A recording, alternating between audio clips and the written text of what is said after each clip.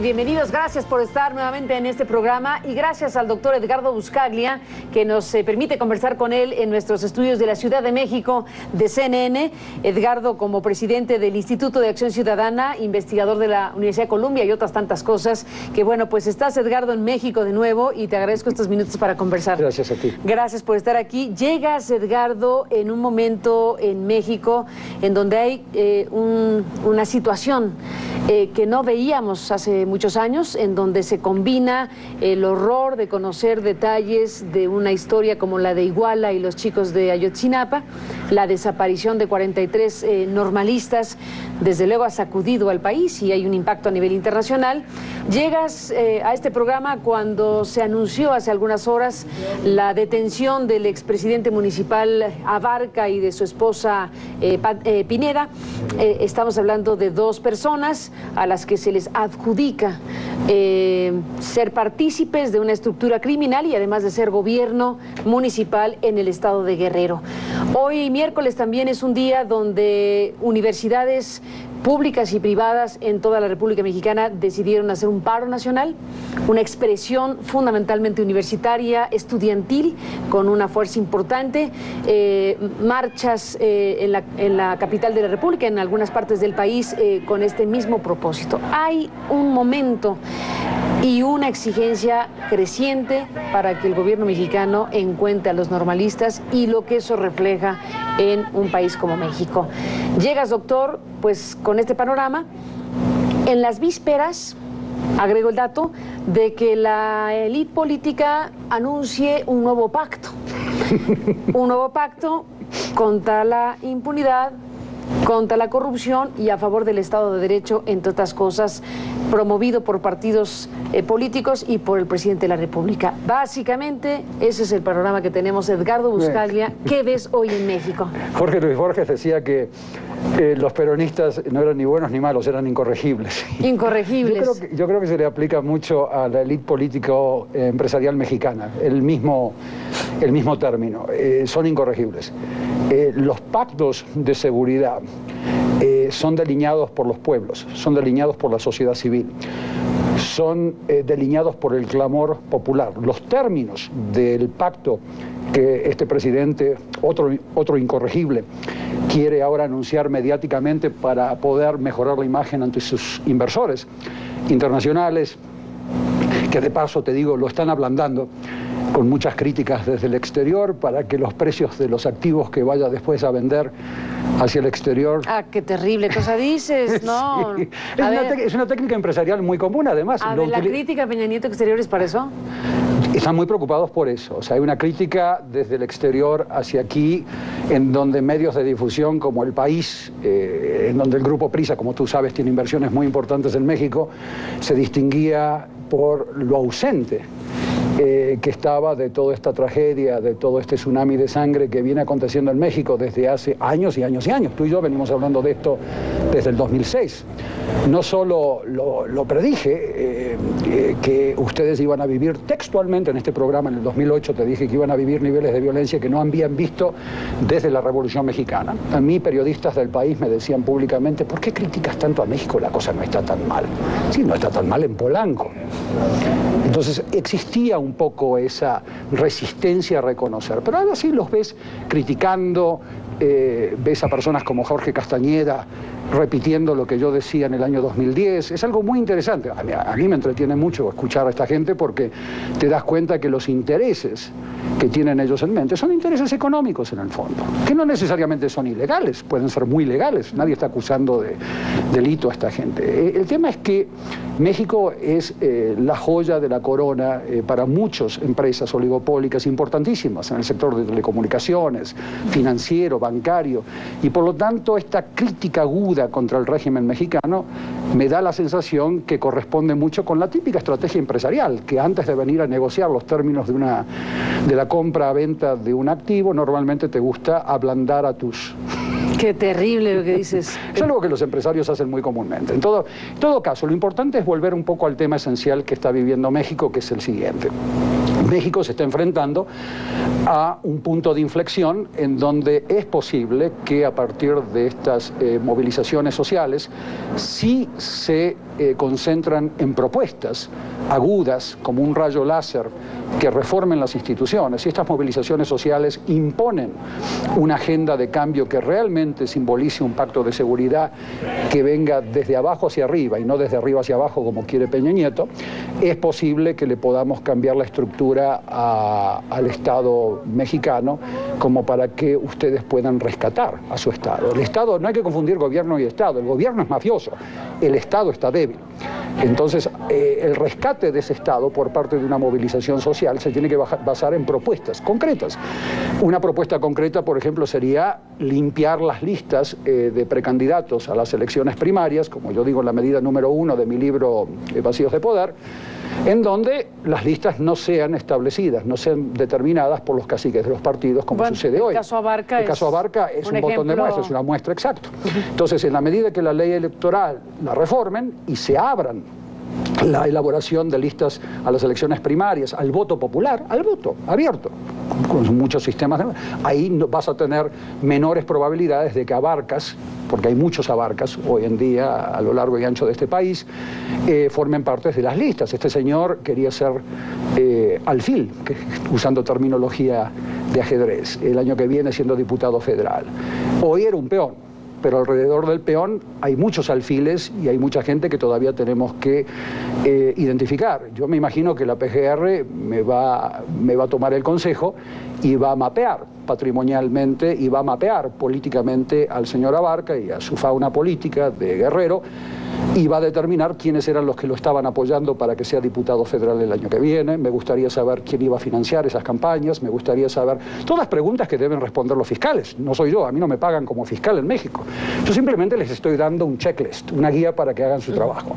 Y si yo no veo en 2 o 3 meses que surgen preguntas sobre quién es el mapa patrimonial, quiénes son los que componen el mapeo patrimonial político del señor Abarca, porque el señor Abarca era solo un peón político, y no empiezo a ver a los alfiles, a las torres, y empiezo a ver a todos los miembros empresarios que lo financiaron, a ello a mí me gustaría ver a esa movilización social rodeando a la PGR y exigiendo respuestas. Así se hizo en Colombia. La sociedad civil no es la que va a limpiar al Estado. La sociedad civil no está compuesta por jueces. Operativamente tienen que ser jueces, fiscales, pero sin el catalizador de la sociedad civil haciendo preguntas concretas, proponiendo mecanismos operativos concretos de limpieza, no vas a salir de esta pesadilla. La corrupción, a ver, la delincuencia organizada mexicana es una delincuencia organizada de Estado. Déjame hacer una pausa y regresemos en ese punto. Volvemos con el doctor Luzcaña.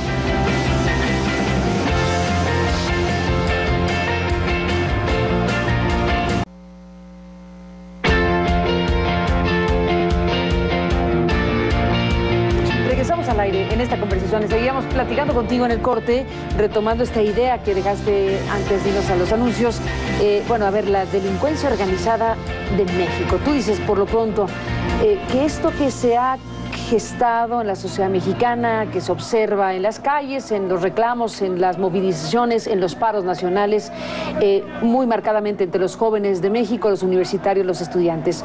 Dices, punto de inflexión puede ser si hay propuestas concretas y específicas que instrumente el propio Estado mexicano. Las 26 medidas que yo propongo en el último capítulo del libro Vacíos de Poder son medidas que además están contenidas en convenciones de las Naciones Unidas que México ratificó. Es una obligación, no son medidas de buscaglia nada más. Yo las operativizo y las hago propias a México.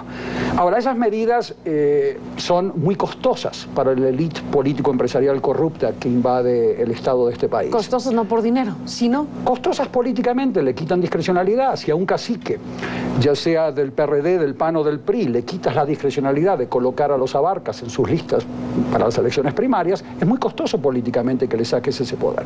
Normalmente esas 26 medidas no se implementan bajo condiciones normales de temperatura y presión.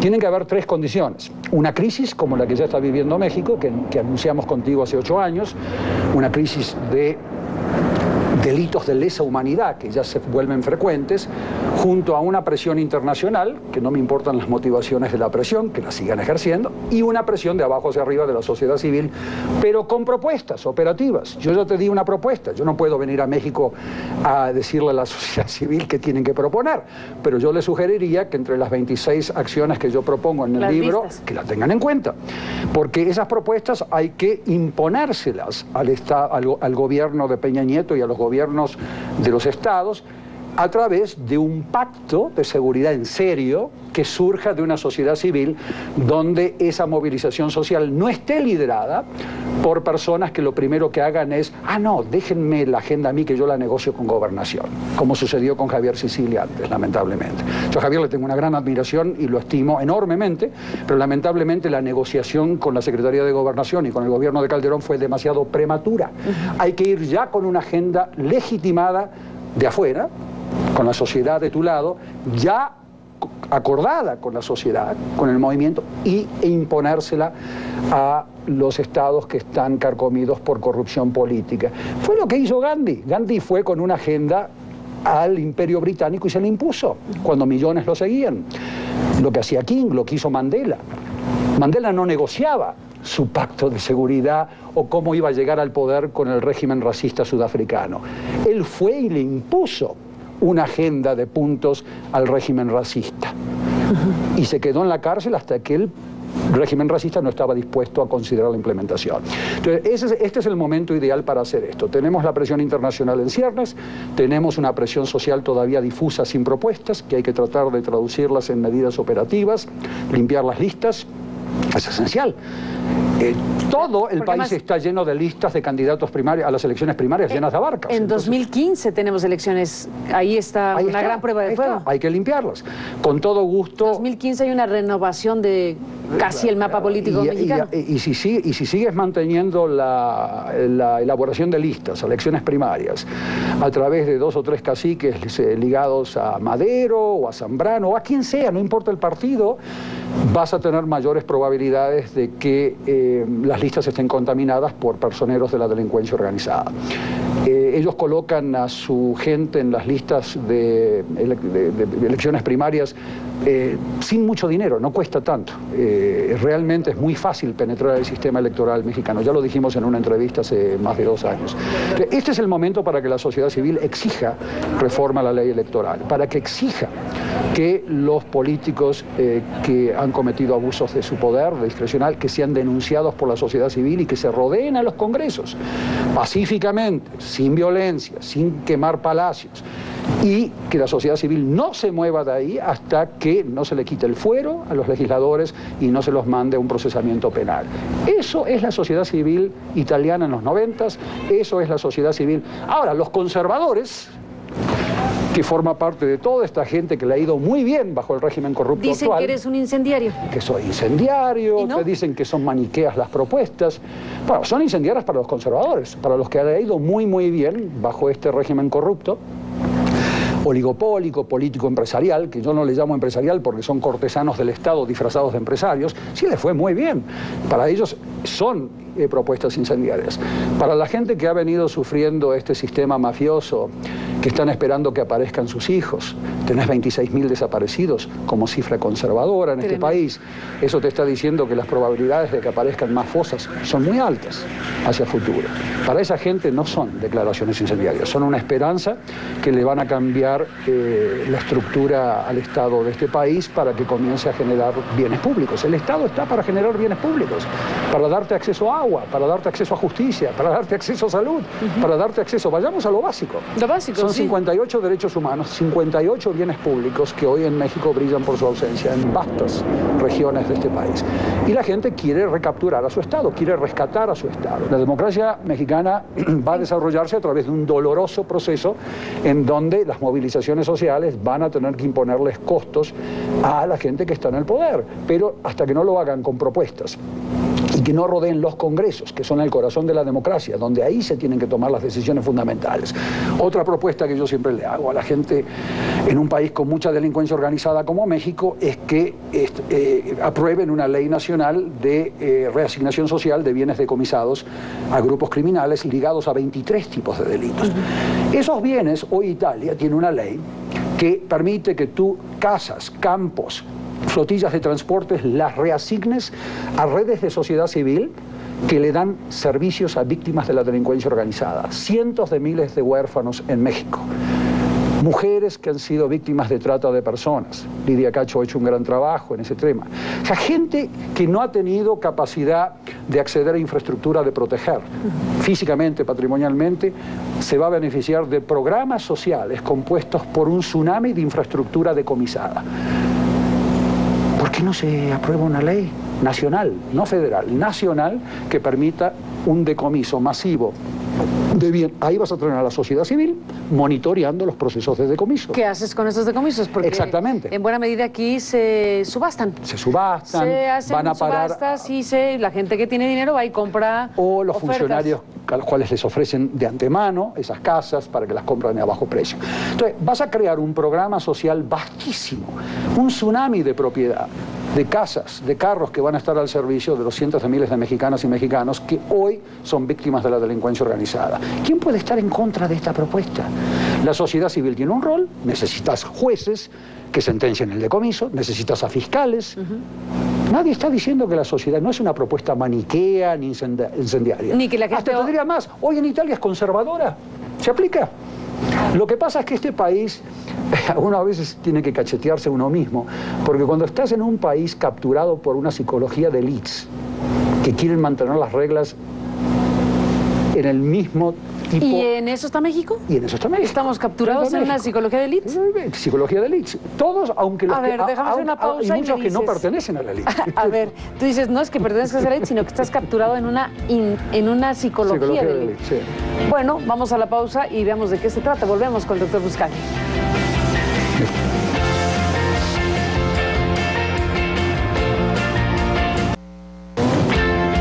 Doctor Buscaglia, en un miércoles como este, intenso por lo que acabamos de decir, por los paros universitarios, las movilizaciones, la intensidad que se está viviendo y la exigencia que en México se ha desatado por lo sucedido con los jóvenes de Ayotzinapa, tú dices, a ver, que estamos, me incluyo, que estamos capturados en una psicología de élite. Yo estuve observando encuestas que se han hecho en el Estado de México, donde era gobernador el presidente, y en Sinaloa, y en diferentes lugares. Y lo que te llama la atención es que el común denominador es que gran parte de la clase media y de la clase media baja y de las personas que no pertenecen a la élite, porque si uno pertenece a la élite, por definición, querés que las reglas se mantengan como están. Pero aún las personas que no pertenecen están diciéndote en las encuestas, el Estado debe hacer, el Estado me debe dar, la élite me debe proveer.